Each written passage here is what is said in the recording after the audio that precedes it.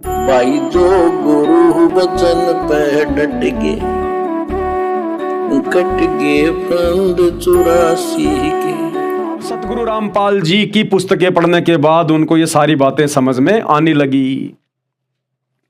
उस अल्लाह ताला के नाम से जो सबसे बड़ा है और वह अपने बंदे के गुनाहों को माफ करने वाला है। सूरत फुरकानी 25 आयत नंबर 52 से 59 में कबीर परमात्मा को बड़ा बोला गया है। जो सूरत फुरकान 25 आयत नंबर 52 से 58 कुछ ही समय पहले आपको कुरान मस्जिद में दिखाई गई, कुरान शरीफ में दिखाई गई, उनके बारे में वहां पर कबीर को बड़ा भगवान बताया गया है। असली ज्ञान तो यह था कि वह कबीर परमात्मा है, कबीर ही अल्लाह है। हजरत मोहम्मद साहब को भी कबीर परमात्मा जिंदा बाबा के रूप में मिले थे, जिंदा बाबा के रूप में। ये खुद मुसलमान भाइयों का डुप्लीकेट अल्लाह स्वीकार करता है ये बात, और हजरत मोहम्मद को कह रहा है वो डुप्लीकेट अल्लाह शैतान कि ऐ हजरत मोहम्मद उस जिंदा पर भरोसा रख जो कभी मरने वाला नहीं है। यानी हजरत मोहम्मद जी को कबीर परमात्मा ओरिजिनल अल्लाह मिला था, लेकिन बाद में इस शैतान ने हजरत मोहम्मद को भ्रमित कर दिया, भ्रमित। तो सूरत फुरकानी 25 आयत नंबर 59 में वो स्वयं कह रहा है कि कबीर ही अल्लाह है। हजरत मोहम्मद साहब को भी कबीर परमात्मा जिंदा बाबा के रूप में मिले थे। जब मोहम्मद जी ने जिंदा गाय को मार दिया था, लेकिन फिर उनसे वह गाय जीवित नहीं हुई और वह गुफा के अंदर चले गए और बहुत जोर से रोए और बोले अल्लाहु कबीर, अल्लाहु कबीर। यानी जिंदा बाबा के रूप में उस ओरिजिनल कबीर अल्लाह ने हजरत मोहम्मद को जो नाम दिया था, जो कलमा दिया था, वो दिया था अल्लाहु कबीर, अल्लाहु कबीर। ये नाम जपने के लिए दिया था। तो एक समय हजरत मोहम्मद जी ने एक गाय को अपनी शब्द शक्ति से मार दिया, किसी तलवार से नहीं काटा था। ये मुसलमान भाइयों को अभी ज्ञान नहीं है पूरा। ये आप सतगुरु रामपाल जी के सत्संग सुनेंगे तब आपको पता चलेगी ये पूरी राम कहानी। हजरत मोहम्मद जी ने एक समय गाय को अपनी वचन शक्ति से मार दिया, क्योंकि उससे पहले एक समय हजरत मोहम्मद जी ने एक बकरे को अपनी वचन शक्ति से मार दिया और उसको जीवित भी कर दिया।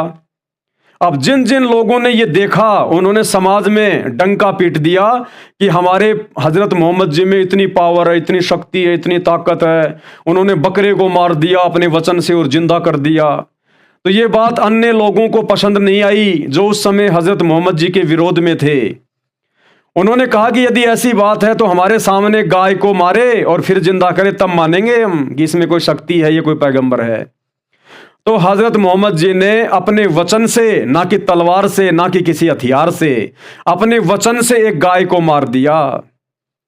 और दोबारा जब उसको जिंदा करने लगे तो उनके अंदर वचन शक्ति नहीं रही। उन्होंने सारी कोशिश कर ली, अपनी नमाज भी पढ़ ली, सब कुछ कर लिया, डुप्लीकेट अल्लाह को भी याद कर लिया, सारे काम कर लिए, नहीं जिंदा हुए। अंत में देखा भैया ये तो बात बिगड़ गई, बेइज्जती हो जाएगी। फिर हजरत मोहम्मद जी गुफा के अंदर जाकर और जिंदा बाबा के रूप में ओरिजिनल कबीर अल्लाह ने आकर उनको जो मंत्र दिया था अल्लाहु कबीर, और कहा था कि ए मोहम्मद अगर तेरे ऊपर कभी आपत्ति आए तो तू मुझे इस मंत्र के जाप से पुकारना, मैं तुरंत हाजिर हो जाऊंगा। तो हजरत मोहम्मद ने फिर दुखी होकर अंत में उसी मंत्र का जाप किया, उस जिंदा बाबा को, उस मुर्शिद को याद किया जो ओरिजिनल अल्लाह हजरत मोहम्मद को मिला था, कबीर भगवान। जब गुफा में जाके अल्लाहु कबीर, अल्लाहु अकबर करने लगा, तब वो परमात्मा सूक्ष्म रूप में प्रकट हुआ, केवल हजरत मोहम्मद को दिखाई दे रहा था, किसी और को नहीं। और कहा कि ए हजरत मोहम्मद अब इस गाय को मैं जीवित करूंगा, जिंदा करूंगा, अन्यथा लोगों का भक्ति से और भगवान से विश्वास उठ जाएगा। तो सूक्ष्म रूप में केवल हजरत मोहम्मद जी को दिखाई दे रहे थे कबीर परमात्मा, और उन्होंने अपने वचन से उस गाय को जिंदा कर दिया। अब लोगों को लगा कि हजरत मोहम्मद ने जिंदा कर दिया, क्योंकि परमात्मा ने कहा था कि जिंदा मैं करूंगा, लेकिन लोगों के नजरों में जिंदा करते हुए तुम दिखाई दोगे। तो इस प्रकार से भाई और बहनों हजरत मोहम्मद जी ने उस गाय को अपनी वचन शक्ति से मार तो दिया था, लेकिन वो जिंदा हुई नहीं। फिर उस अल्लाहु कबीर से अर्ज की, अल्लाहु अकबर, अल्लाहु कबीर। वो है वो अल्लाहु कबीर, अल्लाहु अकबर जो मुसलमान भाई बहन ये अपनी नमाज में जिसका नाम लेते हैं, जो सूरत फुरकानी 25 आयत नंबर 52 से 58 में लिखा हुआ है, वो डुप्लीकेट अल्लाह, वो शैतान हजरत मोहम्मद को कह रहा है कि वो बड़ा कबीर भगवान है जिसने 7 दिन में पूरी दुनिया बनाई, 7वें दिन तख्त पे जा बैठा, वो है कबीर भगवान। अब मुसलमानों ने उस कबीर का अर्थ, जो कि कुरान शरीफ में साफ साफ लिखा हुआ है अरबी भाषा में, उस कबीर का अर्थ कर दिया बड़ा भगवान। तो फिर उस कबीर परमात्मा ने आकर उस गाय को जीवित किया। जब मोहम्मद जी ने जिंदा गाय को मार दिया था, लेकिन फिर उनसे वह गाय जीवित नहीं हुई और वह गुफा के अंदर चले गए और बहुत जोर जोर से रोए और बोले अल्लाहु कबीर, अल्लाहु कबीर। फिर परमात्मा अल्लाह सूक्ष्म रूप बनाकर वहां आए और उन्होंने कहा कि जा हजरत, तेरी गाय जीवित कर दी है। और उस दिन से मोहम्मद साहब की महिमा बनी। जिस दिन गाय को काटा गया था उस दिन को इन मुसलमान भाइयों ने लिख लिया और उसी दिन से ये जीव हत्या की परंपरा चल पड़ी। अब भाइयों और बहनों, हजरत मोहम्मद जी ने उस गाय को खाने के मकसद से नहीं काटा था, केवल अपनी शक्ति का प्रदर्शन करने के हिसाब से काटा था। और वो भी उन्होंने किसी हथियार से नहीं काटा, अपने वचन से गाय को मारा था। वचन से मारा जिसमें गाय को कोई दर्द नहीं हुआ, कोई पीड़ा नहीं हुई, और अपने वचन से उसको जिंदा भी कर दिया था। अब हजरत मोहम्मद जी के शरीर छोड़ने के 200, 300, 400 साल बाद आगे चलकर मुसलमानों ने शैतान की प्रेरणा से, काल की प्रेरणा से मीटिंग करी और कहा कि भाई हमारे हजरत मोहम्मद जी ने जिस दिन उस गाय को काटा था, क्यों ना हम उस दिन को मनाना शुरू कर दें। ये काल की प्रेरणा से उन लोगों के अंदर विचार उत्पन्न हुए। सभी ने हाँ कर दी, हाँ भाई ठीक है, कम से कम इस बहाने हमारे को वो दिन तो याद रहेगा। और मुसलमानों ने उस दिन, जिस दिन हजरत मोहम्मद जी ने अपने वचन से गाय को मारा था, उस दिन को बनाए रखने के लिए, उस दिन की यादगार को बनाए रखने के लिए मुसलमानों ने आगे 400-500 साल बाद जाकर उस दिन को गाय काटनी शुरू कर दी। एक गाय काट देते, जगह जगह जहां भी उनके ये डेरे बने हुए थे, जहां जहां भी उनकी अपनी संस्था बनी हुई थी, वहां वहां के लोग उस दिन गाय को काटते, लेकिन वो गाय को खाते नहीं थे, वो मांस को खाते नहीं थे। उस समय तक भी किसी भी जानवर के मांस को खाना हराम माना जाता था। वो केवल उस दिन की याद को बनाए रखने के लिए वो गाय मारते थे और उसको जंगल में फेंक देते थे, दूसरे जानवर खा लेते थे। मुसलमान उस समय मांस नहीं खाते थे, कोई छूता भी नहीं था। आगे चलकर क्या हुआ, इस काल ने तो अड़ंगा करवाना था, इस शैतान ने तो, इस डुप्लीकेट अल्लाह ने तो हमारे कर्म बिगड़वाने हैं। एक समय क्या हुआ, अकाल पड़ गया भयंकर, और उस समय उनका वो दिन आ गया जिस दिन की यादगार को बनाए रखने के लिए मुसलमान गाय को काटा करते थे। और उन्होंने गाय को काटकर ऐसे हजारों जगह, जहां जहां उनकी संस्था थी, हजारों जगह हजारों गायों को काटकर उन्होंने जंगल में फेंक दिया। अब अकाल पड़ा हुआ था, लोगों को खाने को दाने भी नहीं मिल रहे थे, तो कुछ मुसलमानों ने भूखे मरते अपनी जान बचाने के लिए और उस गाय के मांस को पका के खा लिया। दूसरे लोगों ने देखा तो पूरे समाज में यह बात फैला दी कि भैया इन लोगों ने तो ऐसा जुल्म कर दिया, इन्होंने तो गाय का मांस खा लिया।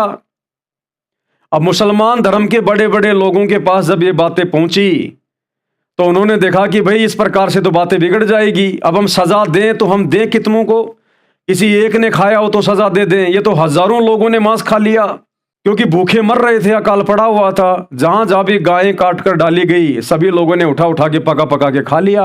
अब हजारों लोगों को कैसे फांसी की सजा दें, कैसे मौत के घाट उतारें। तो अंत में उन धर्म के ठेकेदारों ने शैतान की प्रेरणा से, काल की प्रेरणा से ये फरमान जारी कर दिया कि भैया इस गाय को हमने कलमा पढ़ के काटा था, जिस कारण से ये प्रसाद बन गया, शबाब बन गया, अब इसको खाने से कोई पाप नहीं लगता।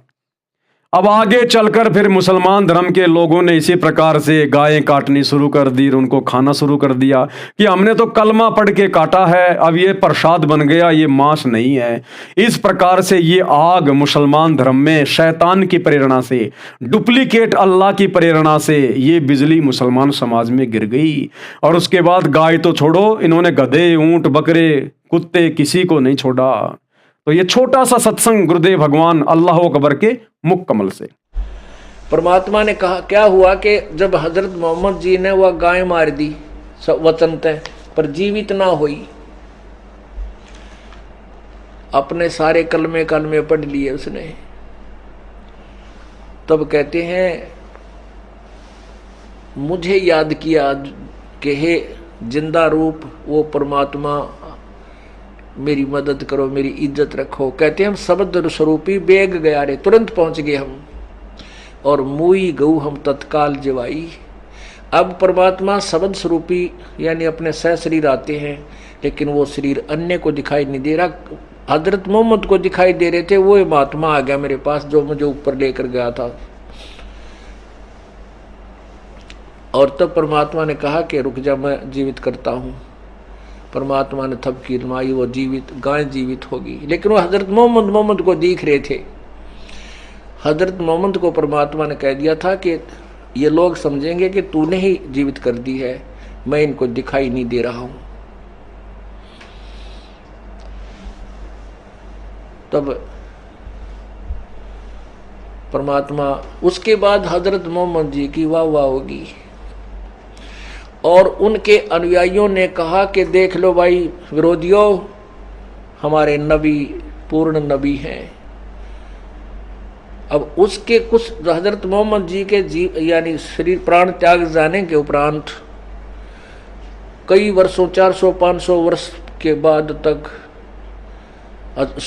कुछ दिनों के बाद कुछ मुसलमान लोगों ने इकट्ठा होकर के एक स्कीम बनाई कि भी हमारे हजरत मोहम्मद जी ने जिस दिन गायें मार कर जीवित की थी उस दिन को मनाया करेंगे।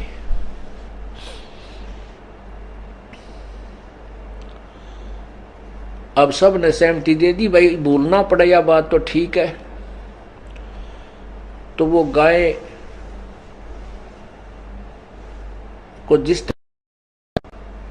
उस दिन एक गाय को कलमा पढ़ के वो मंत्र सा बोल के उसको धीरे धीरे काट देते हैं, हलाल कहते हैं।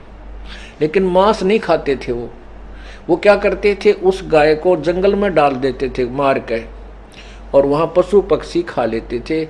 तो वो नहीं खाते थे, मुसलमान नहीं खाते थे मांस, कहते हम नहीं छुएंगे इसको। कुछ वर्षों के बाद क्या हुआ कि अकाल गिर गया, दुर्भिक्ष पड़ गया, बहुत ज़्यादा अन्न रहा नहीं। और उसी दौरान वो दिन आ गया जिस दिन हजरत मोहम्मद जी ने गाय जीवित की थी वचन से मार के।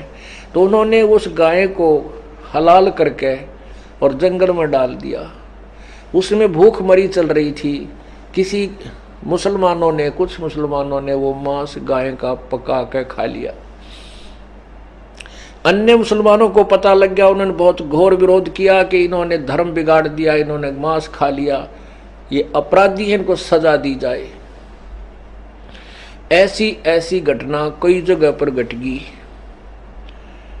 उन व्यक्तियों को पकड़ दिया गया धार्मिक लोगों द्वारा, और उसमें एक कमेटी बन चुकी थी जगह जगह पर कि वो फैसला करेंगे इनको क्या सजा दी जाए। तो उस कमेटी के पास हजारों की संख्या में ऐसे व्यक्तियों की रिपोर्ट आएगी। उन्होंने फिर के स्कीम बनाई, भाई इनको कैसे सजा दे, ये तो ठीक नहीं बात रही। उन्होंने क्या स्कीम बनाई कि इनको कह दो कि कलमा पढ़ने से वो गाय का मांस पवित्र हो गया था, प्रसाद बन गया था, उसके खाने से इनको अपराध नहीं लगा। अब वो स्टेटमेंट उनकी सुन ली तो सभी उनको छोड़ दिया, भाई ये तो प्रसाद बन गया था इसलिए खा लिया, तो कोई दोष नहीं। उसके बाद या बिजली गिर गई मुसलमान धर्म में, ये मांस खाने लाएंगे कि तो पवित्र हो गया, प्रसाद बन गया, घर घर बांटने लाएंगे। हे परमात्मा, ये सारे खेल यू काल करवावे हैं। अब क्या जरूरत थी उन्हें वो दिन मनाने की, ये दिन ना मनाते थे या बुराई इस पवित्र धर्म में नहीं घुसती, और ये कम से कम घोर पाप तो बचे रहते। तो भाई और बहनों, इस प्रकार से ये मुसलमान धर्म में शैतान की प्रेरणा से ये मांस खाने की परंपरा शुरू हुई है। ये किसी अल्लाह का आदेश नहीं था, ये हजरत मोहम्मद जी का कोई आदेश नहीं था। जो गुरु बचन पे डट गए, कट गए फंद 84 के, कट गए फंद 84 के, कट गए फंद 84 के।